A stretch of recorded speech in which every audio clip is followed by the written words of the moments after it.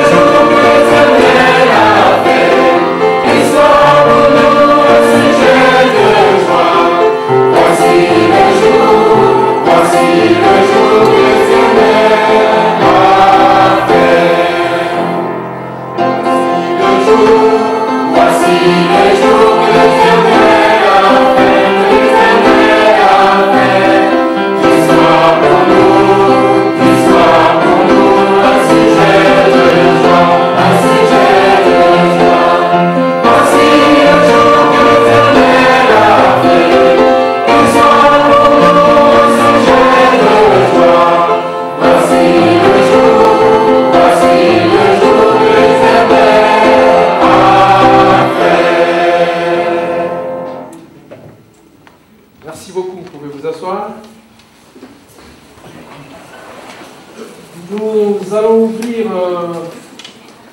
la parole de Dieu dans le livre de Genèse. Ceux qui ont leur Bible, ils peuvent bien le faire. Ceux qui n'en ont pas, ne cherchez pas, je vais vous les lire. Donc, Genèse chapitre 2, je vais lire d'abord le verset 7 et ensuite le verset 21-22. Nous allons lire la parole de Dieu. Genèse chapitre 2, au verset 7, la Bible nous dit ceci. L'Éternel Dieu forma l'homme de la poussière de la terre. Il souffla dans ses narines un souffle de vie, et l'homme devint un être vivant.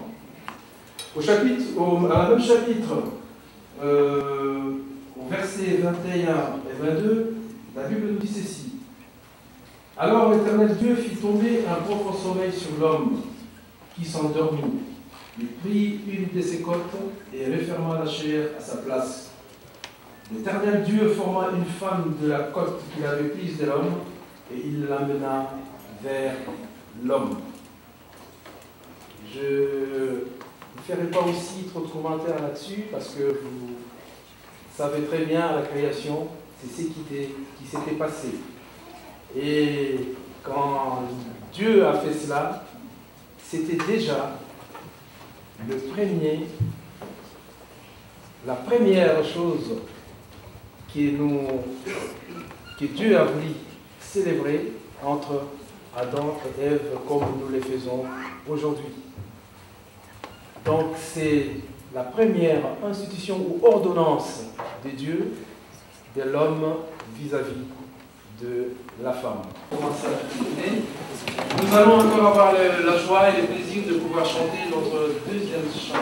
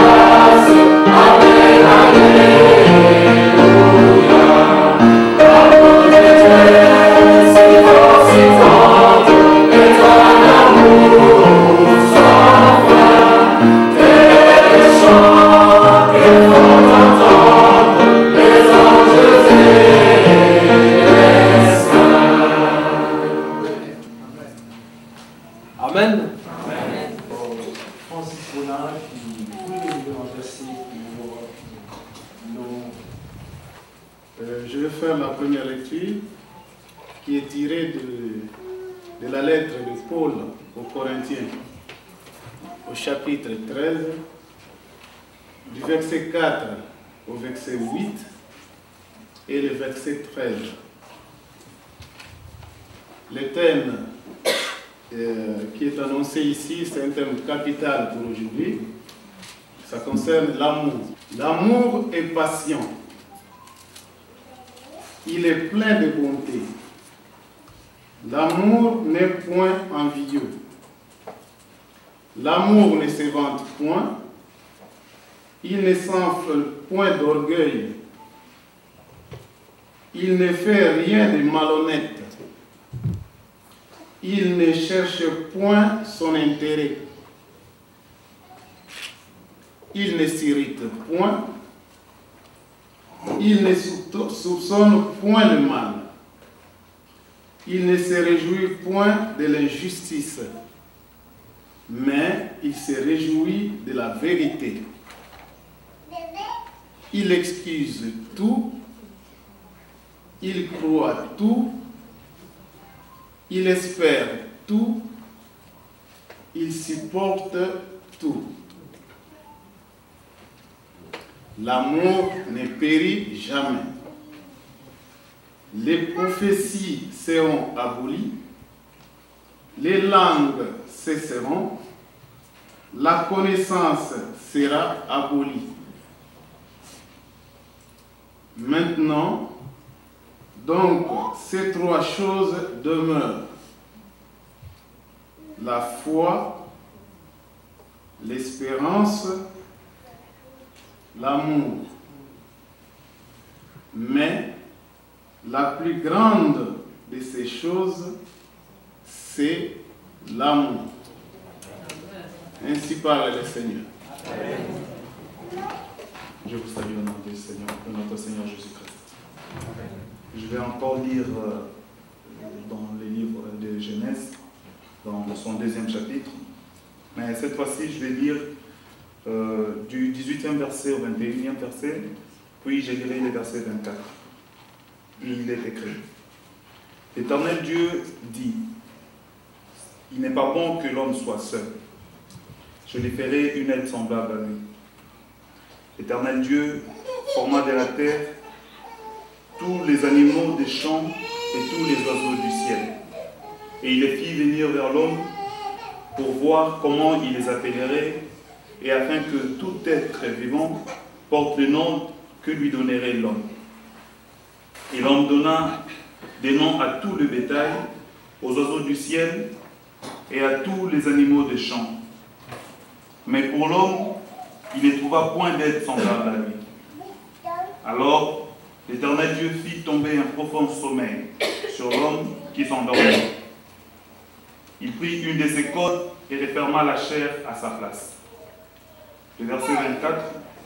C'est pourquoi l'homme quittera son père et sa mère et s'attachera à sa femme, et ils deviendront une seule chair. C'était la parole du Seigneur.